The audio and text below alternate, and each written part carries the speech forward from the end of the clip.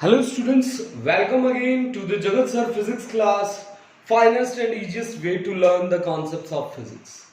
Students, if you are preparing through our videos, then this chapter is going to become the easiest chapter of your physics subject.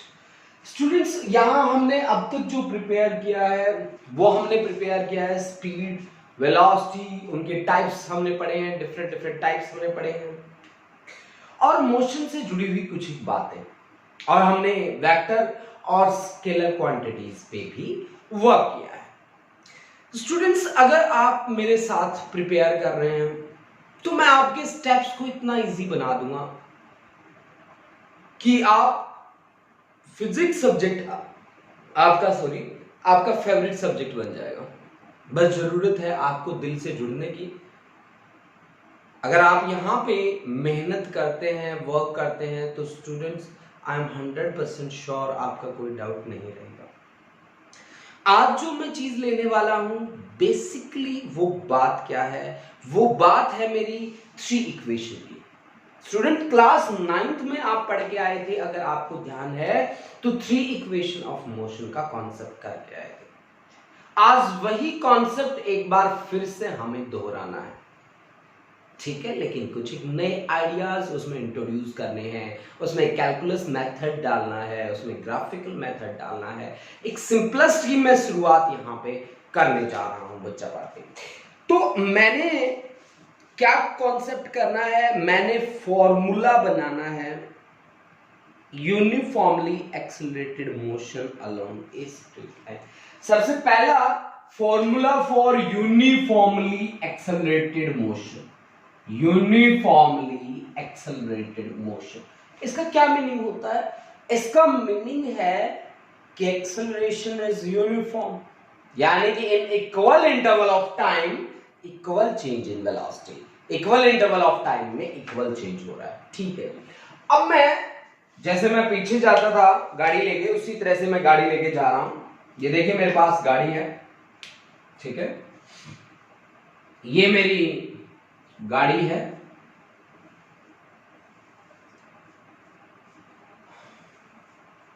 इस गाड़ी को लेके मैं, सबसे बड़ी बात यहां पे जो कही गई है, acceleration is uniform. This is acceleration. Say that acceleration is a. That acceleration is a, and at time t is equal to 0. मान लीजिए यहां पे time t is equal to 0 है, पोजीशन भी आपकी 0 है, टाइम यहां पे t is equal to हो जाता है t1, पोजीशन हो जाती है आपकी x1, टाइम यहां पे हो जाता है आपके पास t2 और पोजीशन हो जाती है यहां पे x2। और इनके कॉरस्पॉन्डिंग जो स्पीड्स हैं वो स्पीड्स भी हम मान लेते हैं। यहां पे जो स्पीड और वेलोसिटी है v1 है, और यहां पे स्पीड और वेलोसिटी है वो v2 है। स्टूडेंट्स, हमने 2 टाइम इंटरवल लिए हैं, एक टाइम इंटरवल लिया है t1 और एक टाइम इंटरवल लिया है t2, और उनकी कॉरस्पॉन्डिंग वेलोसिटीज हमने ली हैं v1 और v2, v1 और v2। अब सबसे पहले मुझे जो काम करना है वो है वेलोसिटी टाइम रिलेशन, वेलोसिटी और टाइम में रिलेशन, ठीक है? सबसे पहला जो मैं यहां पे काम करने वाला हूं, that is velocity time relation, velocity time relation। Student, velocity और टाइम में मैं एक्सेलरेशन के थ्रू रिलेशन रिप्रेजेंट कर सकता हूं। कैसे रिप्रेजेंट कर सकता हूं? कि acceleration is equal to change in velocity upon time, change in velocity divide by time taken. अब आप मेरे को बताइए कि आपको चेंज कहां से कहां दिख रहा है? मेरे को v2 दिख रहा है यहां पे और v1 दिख रहा है, तो चेंज इन वेलोसिटी में क्या लिखने वाला हूं? चेंज इन वेलोसिटी में लिखने वाला हूं v2 माइनस v1। अब v2 माइनस v1 के लिए टाइम कितना लगा है? टाइम लगा है t2 minus t1। v2 minus v1 divide by t2 minus t1। अब बच्चा पार्टी आपको कुछ नहीं करना, बड़े सिंपल सिंपल स्टेप्स हैं। क्रॉस प्रोडक्ट कर लीजिए, इनके साथ प्रोडक्ट ले लीजिए और 1 की प्रोडक्ट इनके साथ ले लीजिए। क्रॉस प्रोडक्ट आपको करना है बच्चा पार्टी। जब आप इसके साथ प्रोडक्ट लेते हैं then a t2 minus t1 that is equal to v2 minus v1 की प्रोडक्ट किसके साथ? 1 के साथ। तो यहां से a t2 minus t1 is equal to v2 minus v1, v2 minus v1, v2 minus v। हम मान लेते हैं कि जो v1 है हमारी ये जो स्पीड है, इसको अगर मैं इनिशियल स्पीड की तरह से ट्रीट करूं, यानी कि टाइम t1 को मैं 0 मान के चलूं, ठीक है, मेरी बात को दोबारा ध्यान से सुनिए। If t1 is equal to 0 initial time, then v1 becomes equal to initial velocity u, okay, then if t2 is equal to t, this is the final time, then v2 becomes equal to v। acceleration is uniform ना, तो acceleration को हमें change करने की जरूरत नहीं है, ठीक है। आप ये वैल्यूज रख दीजिए। वैल्यूज रखने के बाद देखिए आपके पास क्या रहेगा, a t2 की जगह t, t1 की जगह 0 that is equal to v2 की जगह v, v1 की जगह u, यानी कि v minus u is equal to a into t, then v is equal to u plus a t। This is first equation of motion. This is first equation of motion, first equation of motion। students यहां पे एक बात आपको ध्यान रखनी है बच्चा party, that thing is v always stand for final velocity, final velocity, and u stands for initial velocity, and a stands for acceleration, t stands for time। These are the different words and their meanings। v is final velocity, u is initial velocity, a be the acceleration, and t be the time, t be the time। Now next we talk about the position time relation। Position time relation we have to calculate. यहां पे हम average velocity निकालेंगे object की from a given for a given interval of time. देखिए बच्चा party, हमारे पास है एक ए से लेकर बी तक इंटरवल, ठीक है, ए से लेकर बी तक इंटरवल। अब देखिए आप किस तरह से वर्क परफॉर्म करेंगे। आप इस इक्वेशन को ध्यान रखिए, जब आप यहां डील कर रहे हैं तो इस इक्वेशन का यूज मैं आगे चल के करूंगा, ठीक है। इसको मैं अंडरलाइन करके छोड़ लेता हूं, ठीक है, ओके, कि ये मेरे पास एक इक्वेशन आई थी, इसको अंडरलाइन करके मैंने छोड़ दिया पहले से। अब मैं कर रहा हूं पोजीशन और टाइम में रिलेशन, पोजीशन टाइम रिलेशन। मेरे को जिसे रखना है मैं उसे ही रखूंगा, बाकी मैं रब करने जा रहा हूं।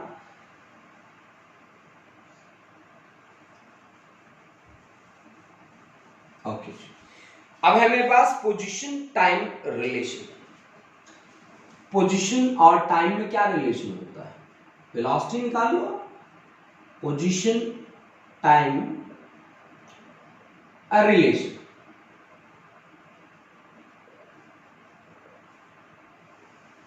देखिए बच्चा पार्टी, आप एक पोजीशन पे हैं, स्पीड वेलोसिटी कितनी है आपकी v1। आप पोजीशन बी पे हैं, आपकी वेलोसिटी कितनी है v2। आपकी वेलोसिटी कितनी है v2, ठीक है, आपकी वेलोसिटी है v2, ठीक है। अब आप ध्यान से देखिए, यहां पे है आपके पास v1, यहां पे है आपके पास v2। अगर मैं एवरेज की बात करने लग जाऊं तो फिर मेरे पास एवरेज क्या रहेगा? एवरेज वेलोसिटी क्या रहेगा? Displacement upon time. डिस्प्लेसमेंट कितना हुआ है ए से लेकर बी तक? Displacement is x2 minus x1 और टाइम कितना लगा है t2 माइनस t1। एवरेज कैसे निकालते हैं हम? एवरेज मेरे पास अगर दो वेलोसिटी हैं v1 और v2 तो दोनों को ऐड करके 2 से डिवाइड कर दूं, that's the average. This is equal to x2 minus x1 upon t2 minus t। फिर से वही क्रॉस प्रोडक्ट वाली लड़ाई करनी है आपको, ठीक है, क्रॉस प्रोडक्ट वाली लड़ाइयां लड़नी है। तो आपके पास v1 प्लस v2 और into t2 minus t1 that comes out to be 2 into x2 minus x1। अब मेरे पास वैल्यू किसकी है? अब मेरे पास वैल्यू है यहां से जो मैंने इसको डॉटेड करके रखा था, v2 की वैल्यू है मेरे पास v1 plus a into t2 minus t1। ये वैल्यू कहां रखनी है मेरे को? ये वैल्यू यहां इस v2 की जगह रखनी है, इस v2 की जगह रखनी है। इस v2 की जगह रखो तो फिर आपके पास v1 प्लस v2 की वैल्यू कितनी है? v1 plus a into t2 minus t1, ठीक है जी, और into t2 minus t1 that's equal to 2 into x2 minus x1, 2 into x2 minus x1। तो यहां से आपके पास ये बना अंदर 2v1 plus a into t2 minus t1, ठीक है, और बाहर मल्टीप्लीकेशन में कौन है?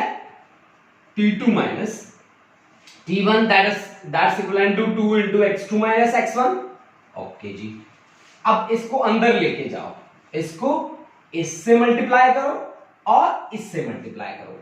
इसको अगर इससे मल्टीप्लाई करते हैं तो 2v1 t2 minus t1 plus a into t2 minus t1, और इसको t2 माइनस t1 से मल्टीप्लाई करेंगे, इसका क्या हो जाएगा? Whole square. This is equal to 2 into x2 minus x1। देखिए ये स्टेप्स बड़े इजी हैं स्टूडेंट, फिर भी मैं आपको पूरा इसको ब्रेक करके बता रहा हूं, ठीक है, ताकि आपको कोई डाउट्स ना आए इस कॉन्सेप्ट में।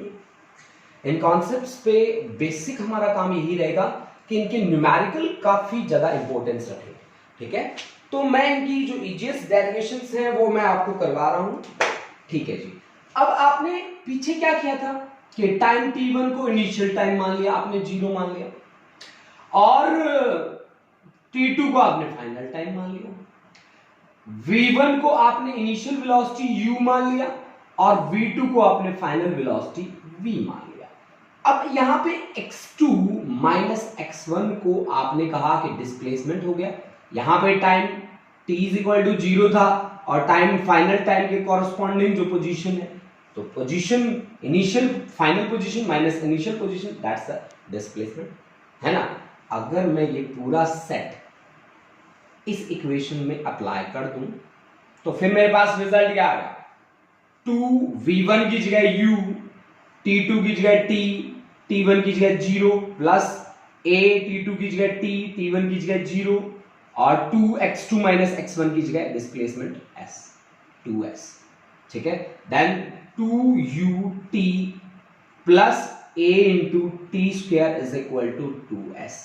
तो 2 से डिवाइड कर दो, हर साइड 2 से डिवाइड कर दो, तो आपके पास s इज इक्वल टू कितना आया? ut plus half a t square. This is second equation of motion, this is second equation of motion, this is second equation of motion। okay students, यहां पे u जो है वो initial velocity के लिए stand करता है, s डिस्प्लेसमेंट के लिए स्टैंड करता है, a एक्सेलरेशन के लिए, and t stands for time, t stands for time।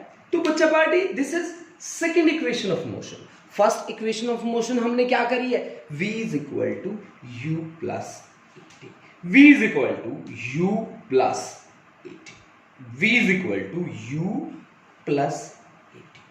अब देखो बच्चों, सेकंड इक्वेशन हमारे पास आ गई, थर्ड इक्वेशन हमारे पास है पोजीशन और वेलोसिटी के अंदर रिलेशन, पोजीशन और वेलोसिटी के अंदर रिलेशन। पहला हमारा जो रिलेशन था वो रिलेशन था वेलोसिटी और टाइम के बीच, फिर पोजीशन और टाइम के बीच। अब बाकी कौन बचा? पोजीशन और वेलोसिटी। इसको आप स्क्रीनशॉट ले सकते हैं आप इसका। अब हमारे पास है पोजीशन वेलोसिटी रिलेशन। देखिए कैसे हम उस पर काम करते हैं, पोजीशन और वेलोसिटी के बीच रिलेशन। हालांकि हमें कुछ एक टर्म्स पहले की इक्वेशन से भी उठानी पड़ेंगी, चलो कोई नहीं, हम उठा लेंगे उनको। देखो बच्चा पार्टी, हमें कैसे काम करना है। देखिए जी, मेरे पास है पोजीशन और वेलोसिटी के बीच relation, position velocity relation, velocity relation, relation, position और वेलोसिटी के बीच रिलेशन। देखो स्टूडेंट्स, पोजीशन और वेलोसिटी के बीच रिलेशन, आपने एवरेज निकाला था। एवरेज आपने कहा मेरे को कि v1 plus v2 divide by 2, ये आपने मेरे को पीछे ही बताया था। पीछे वाले जो इक्वेशन मैंने बनाई थी, आपने वहां ये रिलेशन मेरे को कहा था आप अप्लाई कर दीजिए। ठीक है जी। अब देखो, अब मुझे काम क्या करना है, मुझे लास्ट इक्वेशन बनानी है। मेरे को 3 इक्वेशंस पहले से पता होना चाहिए। देखो स्टूडेंट, जब हम कोई भी काम करते हैं तो पहले हमें टारगेट का पता होना चाहिए कि टारगेट क्या है। हमारा पहला टारगेट v = u + at पूरा हो चुका है। Second target s = ut + ½ at² पूरा हो चुका है। थर्ड टारगेट है v² - u² = 2s। वो टारगेट पे मैं चल रहा हूं, ठीक है। अब इसके अकॉर्डिंग v² - u² कहीं ना कहीं मेरे को t को खत्म करना है।